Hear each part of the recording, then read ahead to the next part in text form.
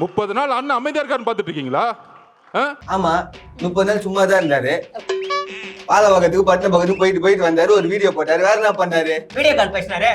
Video call பேசினாரு. நல்லா சாப்பிட்டு ஒரு சுற்று போயிட்டு தான் போயிறாரு. வேற எதுவுமே பண்ணல. அப்படிதான் வேற ஒண்ணும் பண்ணலாமா? அமைதியா தான் இருந்தாரு 30 நாள். வேற அதான் சொல்றேன். உங்களோட கேவலமான வார்த்தைகள் பேச தெரியுமா? நீங்க தலைவர் அதுக்கான பயிற்சி எங்களுக்கு கொடுத்தது இல்ல. பயிற்சி கொடுக்கலையா? என்ன தலைவரே, ட்விட்டர் பக்கம்லாம் நீங்க போறது இல்லையா?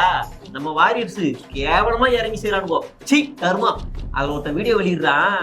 ஒரு பொண்ணுங்களை பார்த்தா லவ் பண்ண தோணுமா, ஒரு சில பொண்ணுங்களை பார்த்தா கல்யாணம் பண்ண தோணுமா, ஒரு சில பொண்ணுங்களை பார்த்தா வெட்டி வெட்டி வெட்டி வெட்டி போடணுமா.